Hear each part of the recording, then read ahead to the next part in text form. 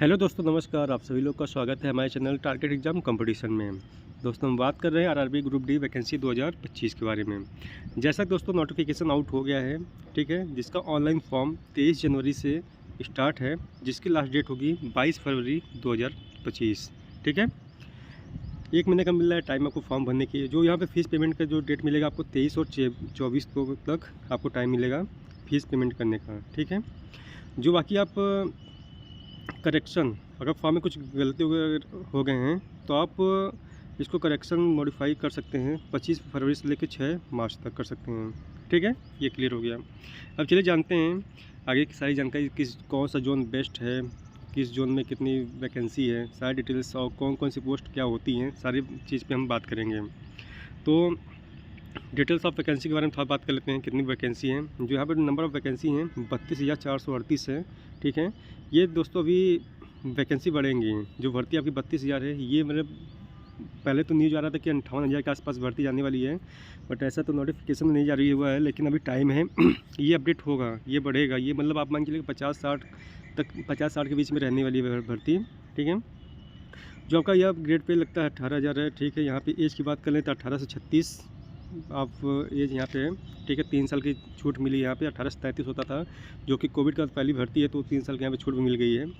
उसके बाद देखिए यहाँ पे लिखा भी किया है। ठीक है, और यहाँ पे 10th लेवल की वैकेंसी है। ठीक है, कुछ पोस्ट में ITI भी मांगे गए हैं, और मतलब आप अगर 10th पास हैं तो आप कोई भी फॉर्म किसी भी जोन से फॉर्म भर सकते हैं। ठीक है, उसके बाद हम फ़ीस की बात कर लें तो एग्जामिनेशन फ़ीस जो आपकी लगने वाली है, जैसा कि आप लोग देख सकते हैं, जनरल है, OBC है, SC है, ST का 500 रुपये, सॉरी जनरल, OBC, EWS का 500 रुपये लगेगा। ऑल कैटेगरी फीमेल्स का 250 रुपये लगेंगे। ठीक है, और SC ST का 250 रुपये लगेंगे, जो कि रिफंडेबल भी है ये। ठीक है, आपका एग्ज़ाम बाद रिफ़ंड भी होता है। और ठीक है दोस्तों, यहाँ पर आपको फ़ीस का भी क्लियर होगा कितनी कितनी फ़ीस लगेगी। जैसा कि जनरल, EWS, OBC का 500 रुपये, SC ST का 250 रुपये, और ऑल कैटेगरी फीमेल का 250 रुपये है। अब देखिए दोस्तों, अब जैसा कि फॉर्म भरने के बाद आपका एग्जामिनेशन होगा। ठीक है, इसमें 4 स्टेप आपको क्वालिफाई करने होते हैं। तो सबसे पहले हम यहाँ पे देख लेते हैं स्टेप कौन कौन से हैं। तो यहाँ पे आपका ऑनलाइन मोड में एग्ज़ाम होता है। ठीक है, रिक्वायरमेंट प्रोसेस है, आप लोग देख सकते हैं। CBT एग्ज़ाम होता है एक, उसके बाद फिजिकल टेस्ट होता है। ठीक है, जैसे फिजिकल टेस्ट में आपको 35 किलो वज़न, अभी आपको आगे बता रहे हैं कैसे कैसे क्या है। इसमें पहले आप स्टेप देख लीजिए। पहले आपका एग्ज़ाम होता है, उसके बाद आपका फिजिकल होता है, फिर डॉक्यूमेंट्स वेरिफिकेशन, मेडिकल। और डॉक्यूमेंट्स वेरिफिकेशन, मेडिकल एक साथ में होते हैं। ठीक है, और देखिए जो डॉक्यूमेंट्स वेरिफिकेशन के लिए लास्ट स्टेप होता है, मतलब लास्ट कट ऑफ लगती है डॉक्यूमेंट्स वेरिफिकेशन और मेडिकल के लिए। ये आपका मतलब डॉक्यूमेंट्स वेरिफिकेशन और मेडिकल के लिए आपका कॉल आ गया, आपका सिलेक्शन हो जाएगा, क्योंकि फिजिकल के बाद एक फाइनल कट ऑफ लगती है यहाँ पे। और देखिए, हम सिलेबस की बात कर लें। सिलेबस आपका ये है, 90 मिनट टाइम मिलता है, 100 क्वेश्चन, 100 नंबर होते हैं। ठीक है, 100 क्वेश्चन 100 नंबर के होते हैं। 25 जो कि जनरल साइंस का होता है, मैथमेटिक्स का होता है 25 क्वेश्चन, और 30 होता है रीजनिंग का, और GK GS का आपका 20 क्वेश्चन होता है। ठीक है, किसी किसी कैटेगरी में मतलब कट ऑफ की अगर हम बात कर लें, कट ऑफ का भी क्लियर कुछ नहीं है, मतलब ये हर जोन की अलग अलग कट ऑफ यहाँ पर लगती है। जैसे कि किस जोन में कहीं पे 45 नंबर पे भी सिलेक्शन होता है, और कहीं पे 70 नंबर पे भी किसी जोन में सिलेक्शन नहीं होता है। यहाँ पे ये चीज़ रहती है। यहाँ पे डिपेंड करता है किस जोन से कितने फॉर्म आए हैं, उस पर डिपेंड करता है, और कितनी वैकेंसी है किसी जोन से। थोड़ा सा हम यहाँ पे एग्ज़ाम पैटर्न की बात कर लें, जो कि सिलेबस क्या है, मैथमेटिक्स है, जिसमें कि आपका ये देख सकते हैं इतने बोर्ड मार्क्स वगैरह, डेसिमल, फ्रैक्शन, ये सब आपके पूछे जाते हैं। जनरल इंटेलिजेंस के हैं, और इसके बाद जनरल साइंस का है, और GK GS करंट अफेयर्स का, ये सब लोग देख सकते हैं। तो जो GK साइंस है, जनरल साइंस है, वो 10th लेवल का NCERT के लेवल का यहाँ पे पूछा जाएगा, CBSE का। और यहाँ पे हम फिजिकल की बात कर लें, फिजिकल में आपका कैसे क्या होता है। यहाँ पे मेल कैंडिडेट्स हैं, यहाँ पे फीमेल कैंडिडेट्स हैं। तो देखिए, मेल कैंडिडेट्स जो हैं उनके लिए 35 किलो वजन होता है, उनको लेकर दौड़ना होता है 100 मीटर 2 मिनट में। उसके बाद आपको 1000 मीटर यानी कि 1 किलोमीटर दौड़ना होता है 4 मिनट 15 सेकंड में।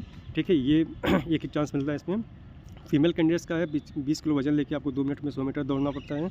उसके बाद 1 किलोमीटर आपको 5 मिनट 40 सेकंड में यहाँ पे दौड़ना होता है। ठीक है, ये भी आपके क्लियर हो गया। अब चलिए जानते हैं आगे की जानकारी कि इसमें कौन सी पोस्ट कैसे कैसे क्या काम करना पड़ता है। तो दोस्तों, जैसा कि आप लोग यहाँ पे देख पा रहे हैं कि ये है मुंबई जोन का, वेस्टर्न रेलवे का है, वैकेंसी है। यहाँ पर जो टोटल वैकेंसी है आपको यहाँ पे देखने को मिल जाएगा ये है 4672, ठीक है। इसमें आपका कैटेगरी वाइज दिया गया है, जैसा कि जनरल के लिए SC ST OBC EWS यहाँ पे टोटल है। एक्स सर्विस मैन का है, बाकी ये आप लोग हैंडीकैप और ये किसका है आप लोग देख सकते हैं यहाँ पे। जो नेम ऑफ द पोस्ट है यहाँ पे 14 पोस्ट है, यानी कि हर जोन में 14 पोस्ट का वैकेंसी निकाली गई है। जैसा कि पहला असिस्टेंट SNT, इसके बारे में जानेंगे क्या होता है। असिस्टेंट वर्कशॉप, इसके बारे में जानेंगे क्या होता है। Assistant bridge, assistant carrier wagon, assistant loco shed. तो दोस्तों जैसा कि ये लोको शेड हो गया आपका, loco assistant operator, assistant P way, assistant TL&AC workshop, assistant TL&AC, assistant track machine, assistant TRD, pointsman B, track maintainer force. तो इनके बारे में जानेंगे एक एक चीज़ में, ये चीज़ होते क्या हैं। तो चलिए जान शुरू करते हैं। और वीडियो अच्छी लगे तो वीडियो को एक लाइक कर दें, चैनल को सब्सक्राइब कर लें दोस्तों इसी तरह अपडेट्स पाने के लिए। तो चलिए देखते हैं ये मतलब असिस्टेंट ST वर्कशॉप ये सब होते क्या हैं। तो देखिए सबसे पहले असिस्टेंट SNT ये होते हैं दोस्तों सिग्नल विभाग, सुरक्षित रेल परिचालन और रेल रेक, लोको और ट्रैक आदि जैसी अचल और चलती संपत्तियों के अधिकतम उपयोग के लिए जिम्मेदार है। दूरसंचार विभाग भारतीय रेलवे नेटवर्क की सुरक्षा संबंधी परिचालन आवश्यकता पूरा करता है, ठीक है। ये हो गया। उसके बाद जानते हैं असिस्टेंट वर्कशॉप, ये होते हैं दोस्तों रेलवे वर्कशॉप पे असिस्टेंट वर्कशॉप का काम रेलवे के रोलिंग स्टॉक की मरम्मत करना होता है। रेलवे वर्कशॉप में रेलवे के इंजन और कोच की मरम्मत की जाती है। इसका मतलब ये हो गया, मतलब रेलवे के इंजन और कोच की मरम्मत की जाती है। उसके बाद है जैसा कि इसके वर्कशॉप में और भी है, रेलवे वर्कशॉप में रोलिंग स्टॉक की मरम्मत की जाती है। इंजन सेट के साथ साथ स्थित होते हैं कुछ रेलवे वर्कशॉप बड़ी मरम्मत सामान्य निरीक्षण में विशेष होते हैं। अब है असिस्टेंट ब्रिज, ये क्या होते हैं। असिस्टेंट ब्रिज का काम रेलवे ब्रिज से जुड़े कामों का सहायक करना होता है। रेलवे ग्रुप डी के असिस्टेंट ब्रिज का पद होता है। असिस्टेंट कैरियज वैगन, तो ये होते हैं सहायक कैरिज वैगन C&W, ये C&W, ठीक है। काम रेलवे कोच में वैगनों का रख रखाव मरम्मत करना होता है। C&W हेल्पर्स रेलवे के डिब्बों वैगनों के निरीक्षण मरम्मत और रख रखाव में कुशल तकनीशियों मैकेनिकों की मदद करते हैं। तो इस प्रकार से आप लोग देख सकते हैं C&W हेल्पर्स के काम हैं वही रेलवे के डिब्बों वैगनों और अन्य रोलिंग स्टॉक का निरीक्षण करना, रेलवे डिब्बों के वैगनों की मरम्मत करना, रेलवे के डिब्बों वैगनों का रखरखाव करना। असिस्टेंट लोको शेड, इनका क्या काम होता है। जैसा कि आप लोग देख सकते हैं यहाँ पे सहायक लोको शेड का डीजल लोकोमोटिव और नवीनीकृत करना होता है। इसके अलावा ट्रिप शेड्यूल रखरखाव, पिट लाइन का रखाव भी करना होता है। सहायक loco shed railway group D की भर्ती में से एक है। सहायक लोको शेड के काम डीजल लोकोमोटिव का नवीनीकरण करना, ट्रिप शेड्यूल रख रखाव करना, पिट लाइन का रख रखाव करना, ठीक है। तो ये मतलब आपका एक विद्युत इलेक्ट्रिक का काम हो गया। और असिस्टेंट पीवे क्या होता है, तो जैसा कि आप लोग देख सकते हैं असिस्टेंट पीवे रेलवे में असिस्टेंट पीवे का मतलब होता है assistant divisional engineer ADEN। Assistant divisional engineer का काम रेलवे ट्रैक का निरीक्षण और रखरखाव करना होता है। असिस्टेंट डिविजनल इंजीनियर के काम होते हैं ट्रैक का निरीक्षण रखरखाव करना, ट्रैक प्रबंधन प्रणाली TMS के निरीक्षण ब्यौरा दर्ज करना, समय समय पर निर्धारित अनुसूचियों के मुताबिक निरीक्षण करना, ट्रैक से जुड़े निर्देशों का पालन सुनिश्चित करना। उसके बाद है असिस्टेंट TL&AC वर्कशॉप में क्या काम होता है। रेलवे में असिस्टेंट TL&AC ट्रेन लाइटिंग और एयर कंडीशनिंग का काम ट्रेन के लाइटिंग और एयर कंडीशन सिस्टम से देखभाल करना होता है। यह ट्रेन विद्युत उपकरणों और कनेक्शनों के सही कामकाज की देख रेख में करते हैं। TL और AC का काम जैसा कि आपको ट्रेन में से AC का हो गया, ये सब होता है। ट्रेन में लाइट का हो गया, एयर कंडीशनर सिस्टम की देखभाल करना होता है। ट्रेन में विद्युत उपकरणों कनेक्शनों को सही कामकाज की देखरेख करना होता है।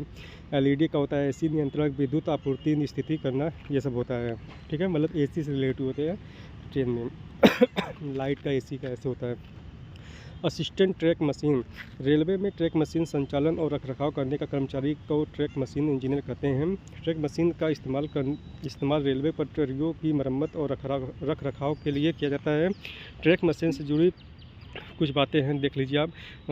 ट्रैक मशीन से पटरियों में गिट्टी, स्लीपर और पटरियों की मरम्मत की जाती है। ट्रैक मशीन का संचालन करने वाले ऑपरेटर को मशीन लाइन से जुड़े पहले स्टॉप सिग्नल या अंतिम स्टॉप सिग्नल पर रोकना होता है, ठीक है। मशीन का पूरा काम होने के बाद JESE मशीन परमिट या सेटिंग कुंजी को SM को सौंपते हैं। SM ट्रैक को ट्रेन की आवाजाही के लिए फिट होने का प्रमाण पत्र जारी करता है। असिस्टेंट TRD रेलवे में असिस्टेंट ट्रैक्शन वितरण TRD अधिकारी ट्रैक्शन विभाग की परिसंपत्तियों के रख रखाव के लिए जिम्मेदार होता है। TRD भारतीय रेलवे विद्युत विभाग की एक शाखा है। रेलवे के ट्रैक्शन विभाग की कुछ और शाखाएं हैं, जैसा कि सामान्य CVG traction operation TRO traction rolling stock TRS। Pointsman सबसे अच्छी पोस्ट मानी जाती है एक पॉइंट्समैन का दोस्तों, जैसा कि रेलवे में पॉइंट्समैन भी अब बन सकेंगे। सहायक स्टेशन मास्टर NER में शुरू हुई प्रमोशन की प्रक्रिया।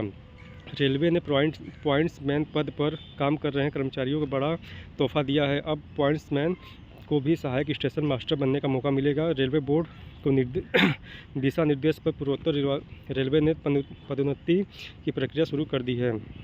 अब यह है track maintainer fourth. Track maintainer grade 4 में आपका रेलवे इंजीनियर विभाग में काम करने वाले एक पद है, ठीक है। इस पद पर काम करने वाले कर्मचारियों को 7वें CPC वेतन मैट्रिक्स स्तर 1 के मुताबिक वेतन मिलता है। इसके अलावा उन्हें स्वीकृत भत्ते भी मिलते हैं।